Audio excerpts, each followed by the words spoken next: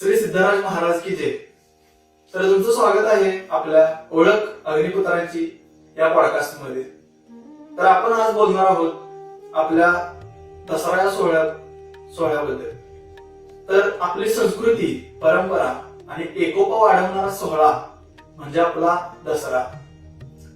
तर आज आपल्या बरोबर आहेत अग्निपुत्र अजिंक्य तारा दारुशोभा मित्रमंडळ यांचे गोलंदाज. तर त्यांनी लहानपणापासून अनेक दसऱ्यांचे अनुभव हे घेतलेले आहेत. तर त्यांच्याकडून जाणून घेऊया की जगप्रसिद्ध दसरा किंवा दसरा सण आणि कवठेकनचा ऐतिहासिक दसरा कसा होतो. तर त्यांनी लहानपणापासून दसरा हा सण अनुभवलेला आहे. तर त्यांच्याकडून जाणून घेऊया की दसरा सण आणि कवठेकनचा ऐतिहासिक दसरा सण. नमस्कार, मी महेश राजमाने, अग्निपुत्र अजिंक्य दारुशोभा मंडळ हे आमचं मंडळ आहे. कवठेकनचा दसरा सण आणि दसरा सण याबद्दल बोलायचं म्हटलं तर दसरा सण, दिवाळी सण जसे भारतीय संस्कृतीतील मोठे सण आहे तसं दसरा सणाला ऐतिहासिक महत्व आहे, ज्यामध्ये शिवछत्रपतींच्या काळापासून म्हणजे आपण दसऱ्याला सीमोल्लंघन करतो.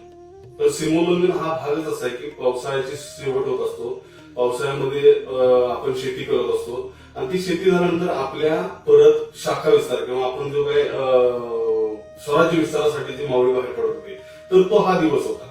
या दिवशी पोळ्या करायच्या किंवा घरी सण उत्सव साजरा करायचा आणि आपले जे हत्यार आहेत ते सगळ्याचं पूजन करायचं, त्या सगळ्यांना एकदा पूजायचं आणि त्याच्या जीवावर आपण पुढं मार्गक्रमण करायचं. ही पूर्वी शिवाजी महाराजांच्या काळापासून एक परंपरा होती आणि हा दसरा सण हा खूप शौर्याचा आणि धाडसाचा सण म्हटलं जातो.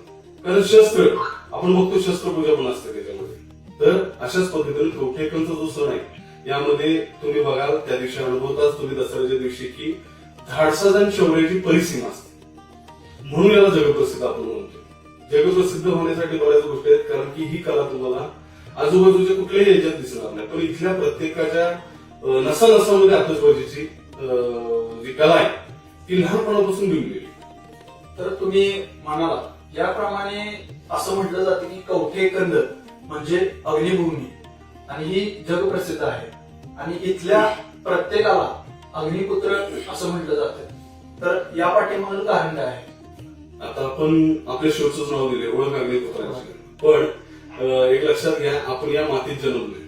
ही कवठेकनची माती आपल्याला श्री सिद्धराज महाराजांचा आशीर्वाद आहे आणि आपल्या लहानपणापासून म्हणजे आपण लहान असताना आपल्या वडिलांनी आतषबाजीची कला जोपासली आणि ते संस्कार कुठेतरी आपल्या मनावर बिंबले. संस्कार म्हणजे फक्त आतषबाजी करत नाही तर आतषबाजीवर आपण प्रेम करतो.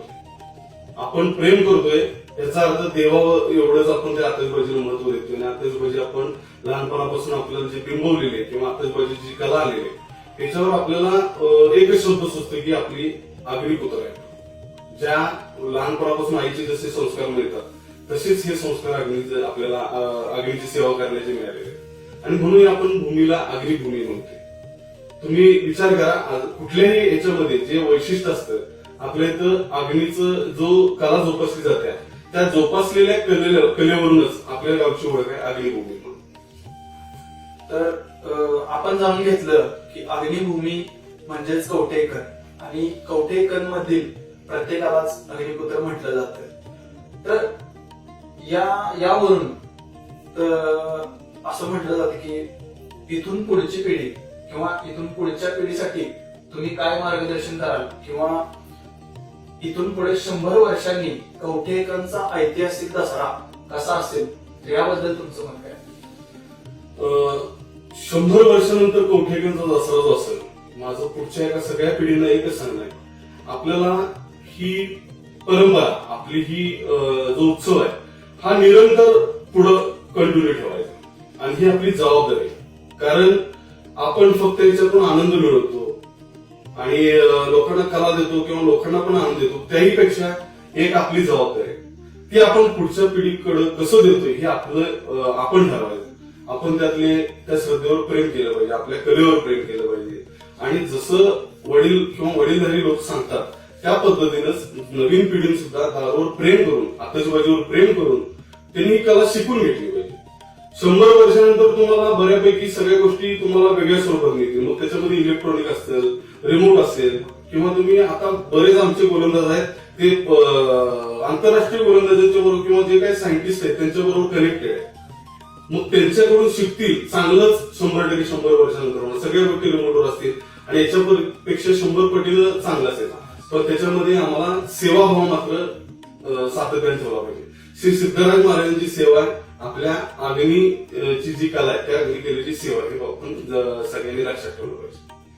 जर असं तुम्ही म्हणालात की ही सेवा निरंतर चालू ठेवली पाहिजे, तर ही जी सेवा आहे कवठेकणकरांची दसऱ्याबद्दलची, आणि हा कवठेकणचा ऐतिहासिक दसरा हा जगप्रसिद्ध कसा झाला पाहिजे किंवा यासाठी प्रयत्न कसे केले पाहिजेत किंवा काय प्रयत्न केले पाहिजेत असं तुम्हाला वाटतं?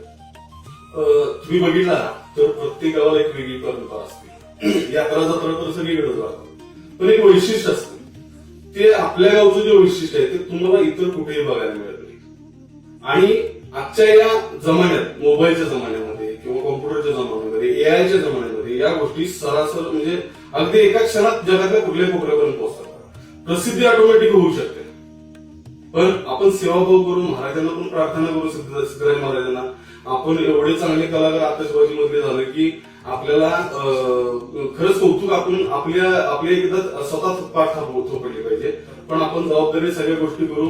100 वर्षानंतर नक्कीच आतषबाजी आणि दसरा सणाचं महत्व वाढणारच आहे आणि त्यामध्ये आपल्या सगळ्यांचं, आपल्या जुन्या पिढीचं पण योगदान आहे. त्यामुळं आपण ह्या एआयच्या युगात, कॉम्प्युटरच्या युगात प्रसिद्धी लगेच होईल.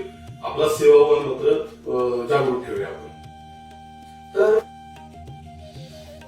तर आपण तुम्ही अनुभवलेला पहिला दसरा कसा होता किंवा त्याबद्दलचे तुमचे काय अनुभव आहे?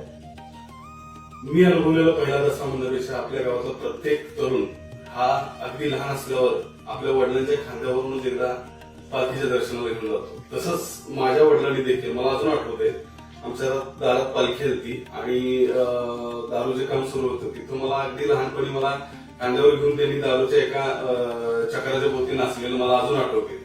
आणि तसाच दसरा आमच्या गावातले प्रत्येक जण अनुभवतो.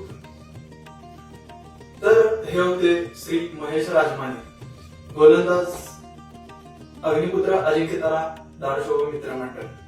तर दसरा हा फक्त उत्सव नाही, तर श्री सिद्धराज महाराजांच्या आशीर्वादाने चालणारी एक परंपरा आहे.